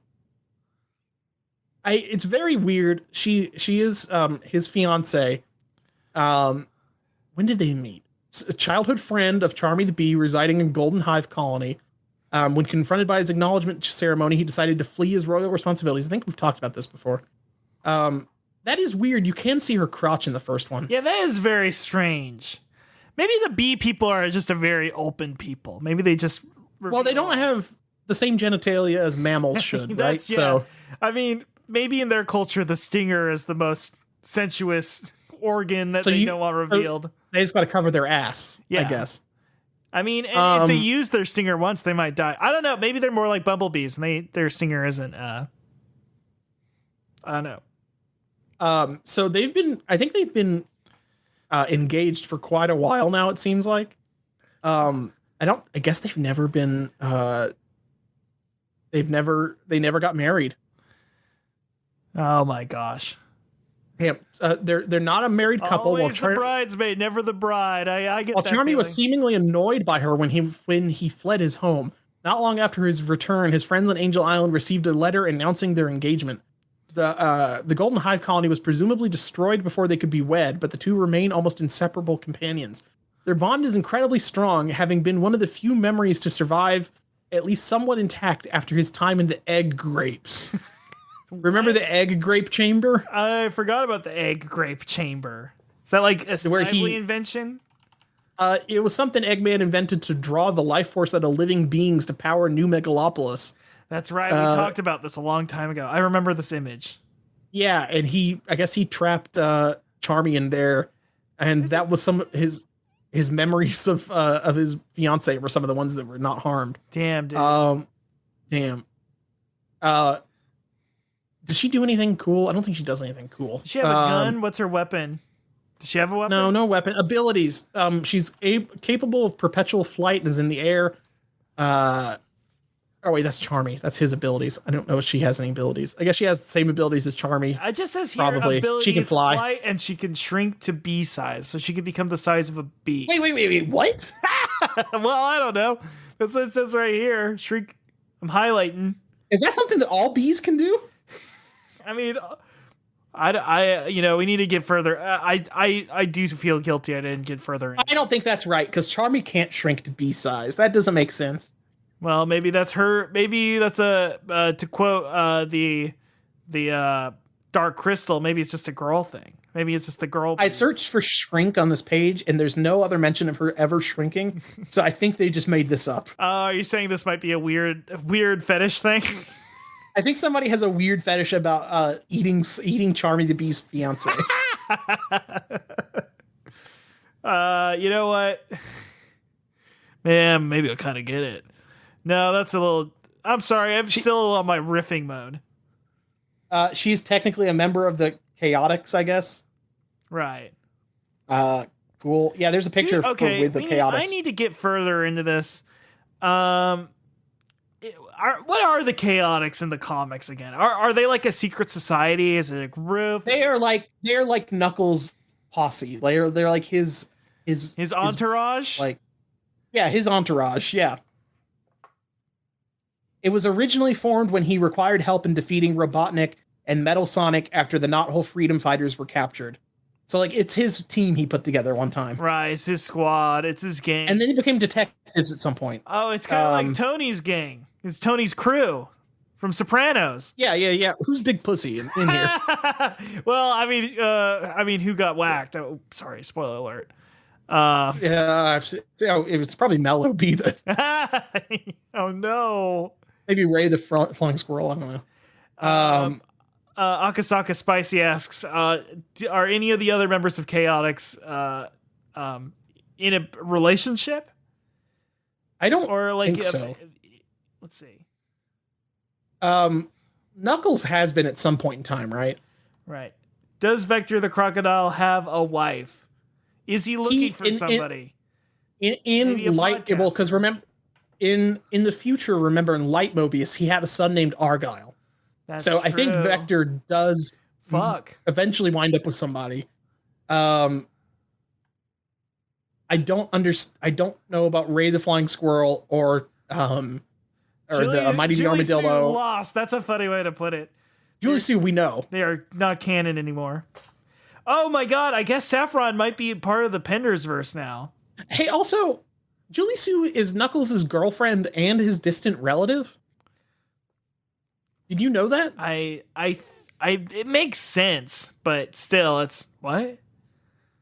This is the first thing when I pull up Julie Sue on the Mobius Encyclopedia. Is a Mobian Echidna and the girlfriend and distant relative of Knuckles the Echidna. I guess all the echidnas are kind of inbred or something. I just want to say, Banshee Neat in the chat says that Vector had a crush on Cream's mom, Vanilla the Rabbit, and don't we all? Yeah, I mean, to be honest, it's like that one tweet that's like, Lois is one of the greatest MILFs of all time. Yeah, no shit. What was it? Let's see if I can find it. I'm gonna look it up. Lois MILF. Tweet Lois MILF. No, look, it's all pornography so far, so I'm not gonna click on this. But we've all seen that tweet where they were like, yeah, I'd date Lois. She's one of the greatest MILFs of all time. I mean, who wouldn't? I'm looking at every other member of the fucking of the Chaotix. It looks like all of them are single. I know Ray the Flying Squirrel is. Mighty the Armadillo, I believe, is. Fucking Espio is a super virgin. Like, don't even fucking play. I mean, Espio is never the term fucked. is Volcel. Okay. Sigma male. He's Sigma male. Sigma male Espio. I mean, that's the most powerful ninjutsu. I played Sekiro. Yeah, I mean, yeah, okay. I think he's probably his ninja powered. His ninja powers are definitely what's allowing him to be Volso. Charmy gets the dragon rot. Charmy does get the dragon rot when fucking Espio dies too many times. Yeah. I'm surprised that Vector is the one that fucks in the future. That's kind of wild. It is interesting. You wouldn't think that. You wouldn't think that. I don't know. I mean, he's a DJ. We also don't see that many other women crocodile around. So what's the deal? Well, they're under shallow pools of water. They're just, maybe slightly below the surface. Yeah, okay. You just got to look a little hard. But Vector does love music, so he might be a very passionate man. It's true. He's listening to some fucking R&B in his headset, and he's just thinking about fucking his wife when he goes home. All right, I guess that's it in terms of Sonic stuff. Do we have anything else to cover, Russ? If anybody, do we open up the question bag? Yeah, if anybody in the chat has any questions in the next couple minutes. If there's a fictional character you want to know about what their favorite pizza topping would be, now is the time. Yeah, now is the time. If you want to ask a question about what character fucks or doesn't, who will never have a fiance, etc. Yeah. Just don't ask any hard questions. Don't ask about physics, by the way. I did not know what an electron or a positron. Electrons are negative? Yes, electrons are definitely negative. Okay. Well, That's kind of the whole know thing. somebody else who's awfully negative. Solid Snake anchovies? That's a good question. Scott Max asks, Solid Snake anchovy man. Well, we know that he is cloned from Big Boss, who eats about anything and everything. That is true. So he probably just like anchovies. He's just like, tasty. Yeah, I guess it does beat eating like a frog or a snake on a pizza or something, right? Right. He lived in Alaska, and I feel like he probably has like a lot of like tinned fish and cans and stuff. You know what I mean? Right. Like that he's eating during the winter. Yeah, he does eat a lot of MREs. Yeah, so I bet. Do you think he watches like Steve MRE in his free time? He probably knows Steve MRE. 1989. That's Master Miller, I think. I think that's Master Miller. Oh my god. Steve Miller of the band. Oh Jesus. Agasaka Spicy, what's Kazuya Mishima's favorite pizza topping? So what's the most homoerotic pizza topping? Yeah, let me think about this. Chopped sausage. Sliced sausage. Which is the one with the most Oedipus syndrome? What's the most Oedipal pizza topping? I'm going with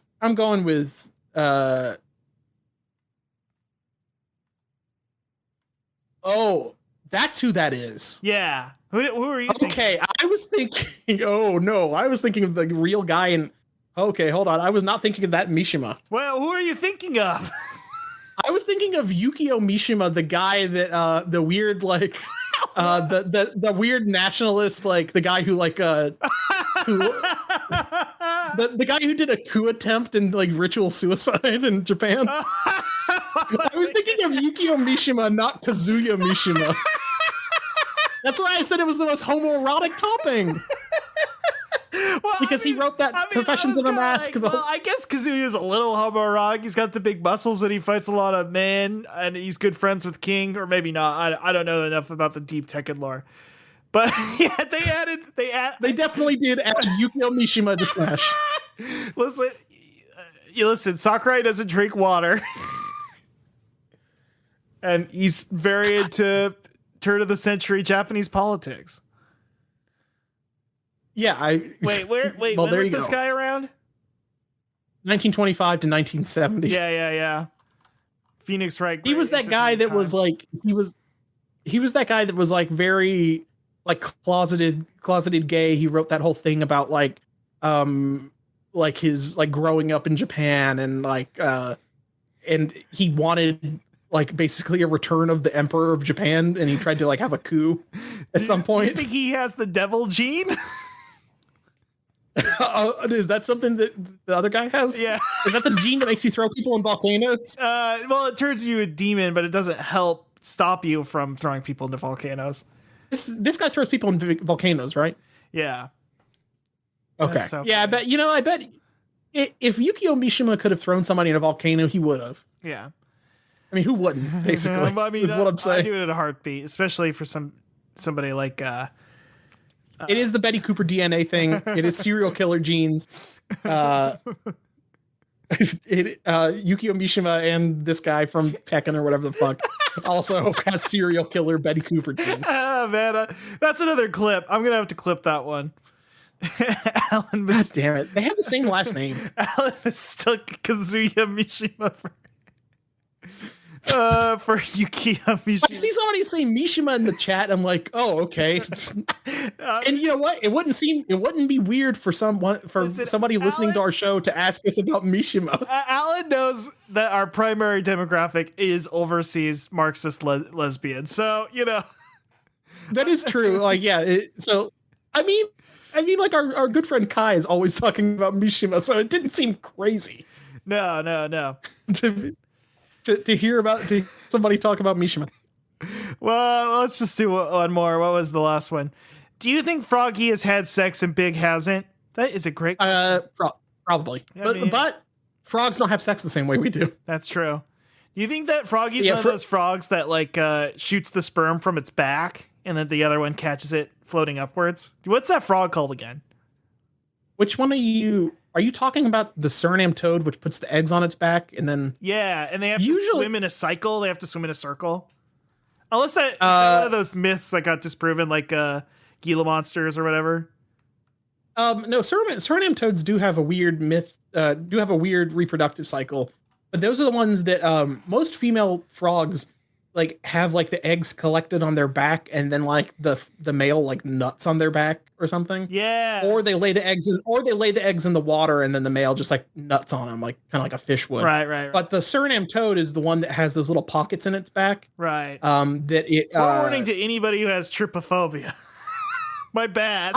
I was thinking about buying these, but to get them to breed, you have to have a really deep tank. Right. Because I think they do like a special like breeding swim around thing. Yeah, here they go. They flip through the water in arcs. They release 5 eggs, which get embedded in her back by the male's movements. After the implantation, they sink and form pockets over a period of days, and eventually the baby frogs burst out of her back. It's pretty cool. That is very cool. I feel like if you have trypophobia, this is like your worst nightmare. Yeah, it's not good to look at. Yeah, it is bad. I'm going to close it. It's cool, though. It is cool. Yeah, I think most frogs, I think, just nut on eggs is essentially what they do. They just nut on eggs. Right. And I go nuts for eggs. Froggies probably I love an egg as a breakfast treat, so I get it. It is nature's perfect little snack. You know what? I was thinking about getting an egg-eating snake. Do you know there's egg-eating snakes, and they eat the egg whole, and then they swallow it about halfway through their body, and then they have special muscles they use to crack the egg, and then they drink all the goop and then spit out the shell. That rocks.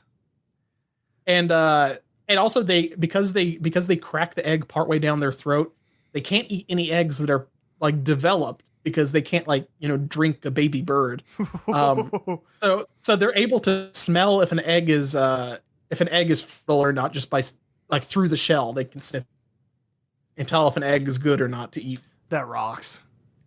There's several species of African egg-eating snakes that do that.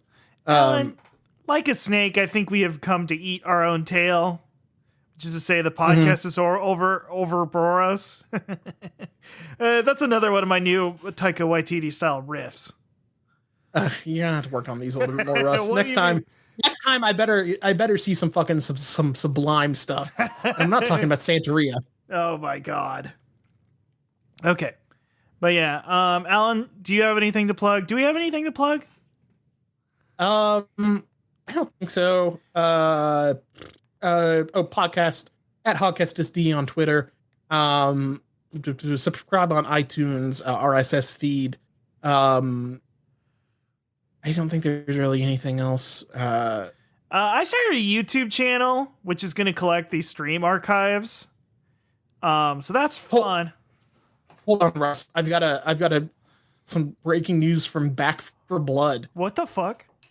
There's a known beta issue where several written growl sounds are randomly combined by the system in such a way to create what sounds like an offensive slur. While unintentional, we take this very seriously and sorry for any hurt or harm. This issue will be fixed prior to launch. So, it says the N-word. That's the slur. It says No. The fucking zombies in Back for Blood can say the N-word. That's crazy. Oh my gosh. What the fuck?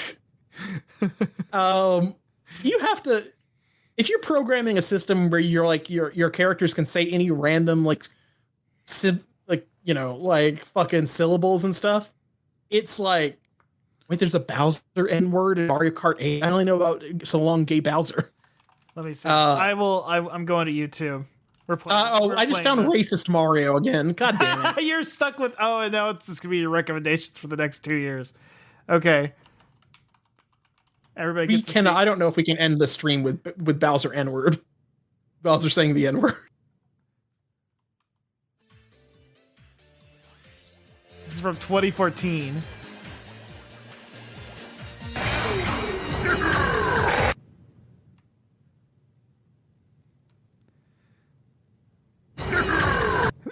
Okay, maybe. It's a stretch. That is such a stretch, okay? I do not hear... Yeah, I'm not hearing that. That didn't happen. That's baloney. That did not happen, Bowser. This is just like me when I like trying to describe to people like Cumtown's not actually offensive. People just read too much into Cumtown. Nick Mullen is doing Bowser and Nick Mullen are both kind of doing a bit. Hey, have gay sex with your dad. I'm Bowser. Hey, I mean, there's a lot of people who feel that way about Bowser. Yeah, basically. Anyway. God damn it. Well, Back for Blood. I hope you guys really fix that. Wow. That's kind of crazy. Yeah. I like having a patch note that's like, hey, the zombies don't say slurs anymore. That rocks. We've patched all the slurs out of the game. Sorry. Right. Oh, man. Weird fucking shit. Bowser on the PUBG bridge. Well, this does play into my theory that all of the major Twitch streamers are an algorithm. They're all LG rhythms. PewDiePie's an LG rhythm. I mean, Germa's going to become that when we control his body like a puppet. It's true. In the dollhouse. Twitch did it. They were going to sponsor it, but the one condition is that they would convert him into an algorithm, an LG rhythm style algorithm. And Germa was like, yeah, of course. Agreed instantly. I mean, yeah. I mean, it's just going to... That stream's just going to be like, first 5 minutes, they make him put on the Catboy ears. And then, like, the rest of it's just going to... Like, he said they can't make him... Bowser did become a Catboy. That's true. That's a 60 FPS Catboy. God damn, he's so smooth. Anyway. Nintendo hire him already. It's true. Okay. All right, I gotta get out of here because I need to throw this fucking G Fuel down the toilet. Because I don't want your body is because you drank it all and are gonna piss it out. Yeah. I am gonna. I want it. I'm gonna see if I can piss out specifically that. Frying damn chili dogs with this hot dog water. Yeah. Rouge the Bat says it sounds like I'm frying chili dogs in the bathroom. You're right. Anyway, everybody, so I started a YouTube channel. I'll post that on. I should pin that on the Hogcast Twitter, Piss Goblin on Twitter too. By the way, you're doing the fucking Steven Crowder thing where you just dress up as a girl and say like you're gay for watching me put groceries in the trunk of my car, right? Yeah, That's your whole thing. That's also I'm dying. You're also in a deathbed constantly. I also am in Bloodborne too. Yeah, and you're also you're either in a hospital bed or you're like sucking a big dog turd cigar in a pool, and you're just going between the two. I am now a Tony Soprano's guy, so I am constantly having a big cigar in my mouth at all times. Should I start getting cigar wraps to just roll weed? That'd be fun. Should I just become a blunt? Should I become a blunt person? You're already a pretty damn blunt person with me. That's true. You're always criticizing my dumb ass. That's true. Yeah. You got anything? So the YouTube, we'll put a link to that in the fucking episode description. Right, because we had a bonus delivery, which we're going to try and do more of. Yes. We just do bonus content. Yeah, we did a tier list. We tried to do live watchings togethers at some points. Can't talk. Yeah, we'll probably watch the fucking the Klasky Chupo McDonald's cartoons at some. Yes, I did torrent those. I mean, I got a torrent of those. I don't know what torrenting is. I think I found it on the Internet Archive. It's just abandoned media. So it should. I mean, I don't know who owns the. I mean, I guess McDonald's probably still does, but right. It'd be funny if you to get DMCA notice from McDonald's. Okay, we really gotta fucking wrap things up here, but who directed them?